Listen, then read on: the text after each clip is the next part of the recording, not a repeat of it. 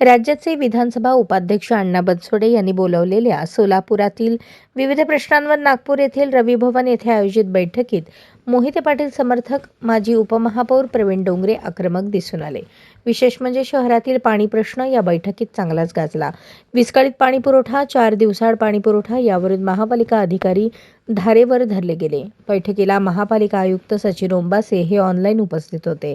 शहराचे अध्यक्ष संतोष पवार, प्रदेश उपाध्यक्ष आनंद चंदनशिवे, माजी गटनेते किसन जाधव, कार्याध्यक्ष जुबेर बागवान, माजी नगरसेवक तौफिक शेख, गणेश पुजारी, आनंद मुस्तारे, प्रमोद भोसले यांच्यासह जिल्हा नियोजन अधिकारी दिलीप पवार, उपायुक्त लोकरे यांच्यासह अधिकारी उपस्थित होते। प्रवीण डोंगरे यांनी पाणी प्रश्नावर अभ्यासपूर्ण प्रश्न विचारले। वितरण व्यवस्थेवर त्यांनी प्रश्न उपस्थित केले। महापालिकेला पाण्याचे नियोजन करता येत नसेल तर सोलापूर शहराच्या पाणी पुरवठ्याची जबाबदारी महाराष्ट्र जीवन प्राधिकरणाला द्यावी अशी मागणी केली।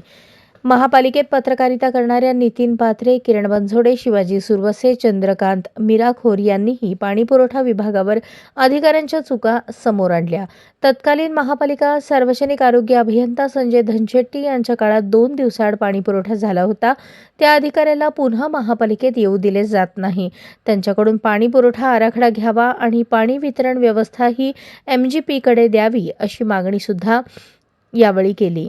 सोलापूरचा पाणी पुरवठा सुधारण्यासाठी शासन तुमच्या सोबत आहे असा शब्द उपमुख्यमंत्री अजित पवारांनी दिला। आनंद चंदनशिवे यांनी शहराच्या प्रश्नावर ही बैठक आयोजित केली, त्याबद्दल अण्णा बनसोडे यांचे आभार मानले। पाणी पुरवठ्यावर नाराजी व्यक्त करताना रात्रीचा पाणी पुरवठा बंद करा, पाण्याच्या वेळी लाईटचे नियोजन करावे असे सांगितले। किसन जाधव यांनी पाणी पुरवठ्याच्या अनेक त्रुटी आहेत। झोपडपट्टी परिसर मोठ्या प्रमाणात आहे, कामगार वसाहत आहे, त्या भागात पाणी टंचाई आहे।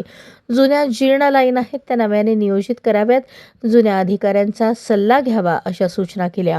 तौफिक शेख यांनी पाणी पुरवठा अधिकारी चौबे यांच्या कामाचे कौतुक केले, पण त्यांना अडचणी आहेत। हद्दवाढ भाग असेल किंवा शहर असेल, टॅक्स सरसकट वसूल केले जातात, पण तशा सुविधा दिल्या जात नाहीत।